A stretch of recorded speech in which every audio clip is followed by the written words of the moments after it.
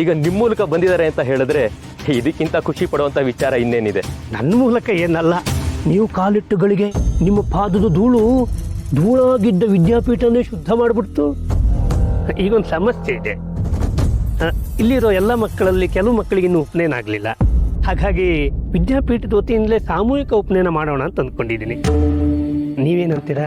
ಅಯ್ಯೋ ಹರಿಚಿತ್ತ, ನಾನೇನು ಹೇಳೋದಿದೆ, ಇದಕ್ಕಿಂತ ಭಗವಂತನ ಸೇವೆ ಇನ್ನೇನಿದೆ ಹೇಳಿ. ನೀವು ಹೀಗೆ ಹೇಳ್ತೀರಿ ಅಂತ ನಾವು ಮಾತಾಡ್ಕೊಂಡೇ ಬಂದ್ವಿ ಅಲ್ವೇನೋ?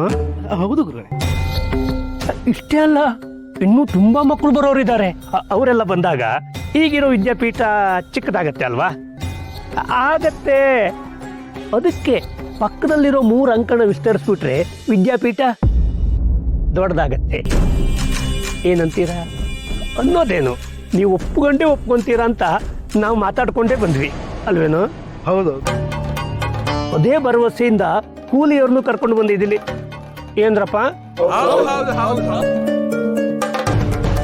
ಇಷ್ಟೆಲ್ಲ ಯಾಕೆ ಮಾಡ್ತಾ ಇದ್ದೀನಿ ಗೊತ್ತಾ ಕನಕಾಚಲರೇ? ಗುರುಗಳೇ ಹೇಳಿದ್ರಲ್ಲ, ನಾನು ನಿಮಗೆ ಸಹಾಯಕನಾಗಿರ್ಬೇಕು ಅಂತ. ಸಹಾಯಕರು ಅಂತೆಲ್ಲ ಹೇಳ್ಬೇಡಿ. ವಿದ್ಯಾದಾನದ ಕೆಲಸ ನಿಮ್ಮಂತ ಹಿರಿಯರ ಸಹಕಾರ ಇದ್ರೇನೆ ಸಾಧನೆ ಮಾಡೋದಕ್ಕಾಗತ್ತೆ. ದೊಡ್ಡ ಮಾತು, ದೊಡ್ಡ ಮಾತು. ಈಗ ಗುರುಗಳು ಕೊಟ್ಟಿರೋ ಇಡೀ ಗಂಟಲ್ಲಿ ಒಂದು ಸ್ವಲ್ಪ ವರಹ ಕೊಟ್ಟುಬಿಟ್ರೆ ಕಾಮಗಾರಿ ಶುರು ಮಾಡಿಸ್ತೀನಿ. ಏನ್ರಪ್ಪ? ಅಗತ್ಯವಾಗಿ ಹರಿಚಿ ಶ್ರೀ ಯೋಗೀಂದ್ರಾಚಾರ್ಯರು ಈ ಕಳ್ಳತನದ ವಿಚಾರಣೆಯನ್ನು ನಡೆಸ್ತಾರೆ. ಎಲ್ರಿಗೂ ಒಪ್ಪಿಗೆ ಅಲ್ವೇ? ಹಾಕಿ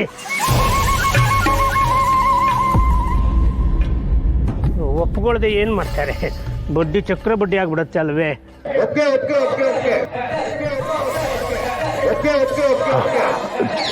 ಯೋಗೀಂದ್ರಾಚಾರ್ಯರೇ, ಕನಕಾಚಲರ ಯೋಗ್ಯತೆ ಗೊತ್ತಿಲ್ಲದೆ ತಾವು ತಪ್ಪು ಮಾಡ್ತಾ ಇದ್ದೀರೇನೋ ಅಂತ ನನ್ನ ಅಭಿಪ್ರಾಯ.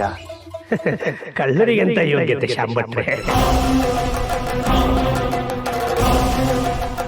ಎಲ್ಲಿಂದಲೋ ಬಂದು ನಮ್ಮ ಹಣ ನುಂಗ್ ಹಾಕಿದ್ರೆ ನಾವು ಸುಮ್ಮನೆ ಬಿಡೋಕ್ಕಾಗತ್ತೆ ಅಂತ ಜನಗಳ ಅಭಿಪ್ರಾಯ.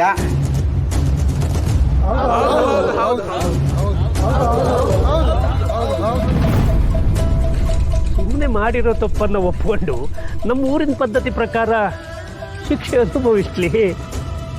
ಮಾಡಿದ್ದಲ್ಲೇ ಇರೋ ತಪ್ಪನ್ನ ನಾನ್ಯಾಕೆ ಸ್ವಾಮಿ ಒಪ್ಕೊಳ್ಳಿ? ಅಲ್ಲ ಕನಕಾಚಲರೇ, ಹಣ ಕೊಟ್ಟಿದ್ದು ತಮಗೆ ಅಲ್ವೇ? ಹೌದು. ಅದನ್ನು ಪಡ್ಕೊಂಡಿದ್ದು ತಾವೇ ಅಲ್ವೇ? ಹೌದು. ಈಗ ಹಣ ಕಾಣ್ತಾ ಇಲ್ಲ ಅಲ್ವೇ? ಹೌದು. ತಮ್ಮ ಮಗಳೂ ಕಾಣ್ತಾ ಇಲ್ಲ ಅಲ್ವೇ? ಹೌದು.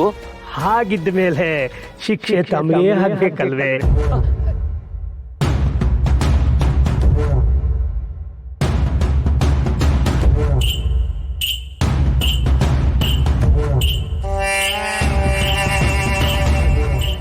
ನೋಡಿ ಕನಕಾಚಲರೇ, ನಮ್ಮೂರು ಪದ್ಧತಿ ಪ್ರಕಾರ ಕಳ್ಳತನ ಮಾಡಿದವರಿಗೆ ಒಂದು ಕಾಲು ಮುರಿತೀವಿ.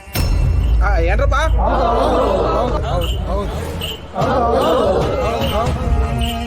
ಏನ್ರಪ್ಪ, ಸ್ವಲ್ಪ ಹೊರಗಡೆ ಹೋಗಿ ಕಲ್ಲು ತಗೊಂಡು ಬನ್ನಿ. ಕನಕಾಚಲರ ಕಾಲು ಮುರಿಬೇಕು ಅಷ್ಟೇ. ಹೋಗ್ರಪ್ಪ.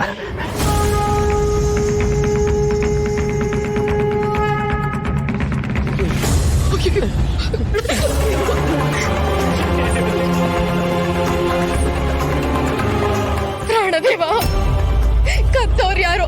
ನಮ್ಮಂತ ಪ್ರಾಮಾಣಿಕರಿಗೆ ಯಾಕಪ್ಪ ಈ ಶಿಕ್ಷೆ? ನಿನ್ನ ಸೇವಾ ಭಾವನೆಯನ್ನೇ ಉಸಿರಾಗಿಸ್ಕೊಂಡಿರೋರು ನಾವು.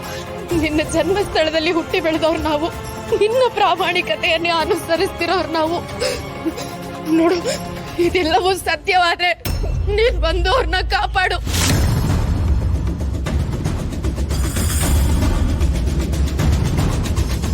ಇಲ್ಲಾಂದ್ರೆ ನಾನಿಲ್ಲ ಪ್ರಾಣ ಬಿಡ್ತೀನಿ.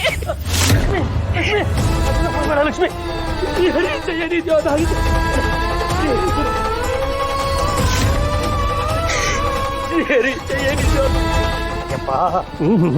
ಈ ಘೋರವಾದ ದರ್ಶನ ನಿನ್ನ ನೋಡಕ್ಕಾಗಲ್ಲಪ್ಪ.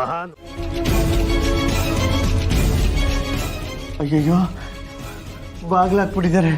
ಇಲ್ಲಿಂದ ಹೆಂಗಪ್ಪ ತಪ್ಪಿಸ್ಕೊಳ್ಳೋದು? ಕಳ್ಳರಿಗೆಂತ ಯೋಗ್ಯತೆ ಶಾಂಭಟ್ರೆ? ಎಲ್ಲಿಂದಲೋ ಬಂದು ನಮ್ಮ ಹಣ ನುಂಗ್ ಹಾಕಿದ್ರೆ ನಾವು ಸುಮ್ಮನೆ ಬಿಡೋಕ್ಕಾಗತ್ತೆ?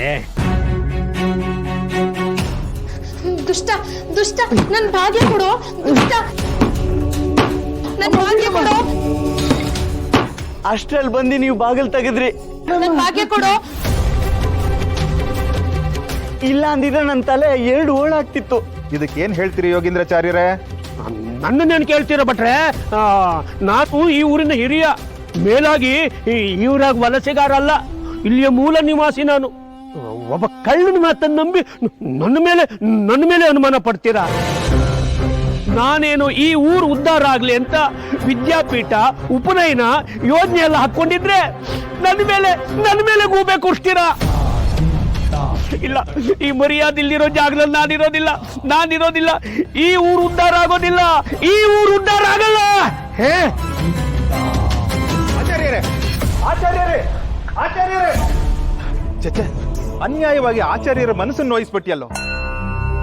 ನಾನ್ ನಿನ್ ಮಾತನ್ನ ಕಟ್ಕೊಂಡು ನಾನು ಕೂಡ ಅವ್ರಿಗೆ ಪ್ರಶ್ನೆ ಮಾಡೋ ಹಾಗಾಯ್ತು.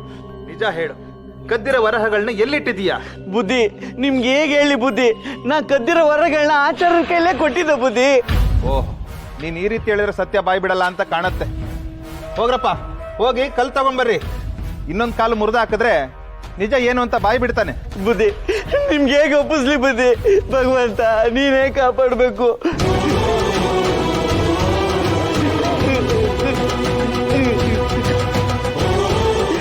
ಬೇಡ ಬುದ್ಧಿ, ನೀವು ಪೂಜೆ ಮಾಡೋ ಹನುಮಂತನ ಮೇಲೆ ಆಡ ಬುದ್ಧಿ.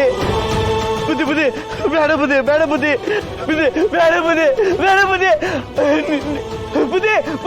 ಬೆದರ್ಬಾಬೆ ಅಂತ ಹೇಳಿದಲ್ಲ ಬುದ್ಧಿ.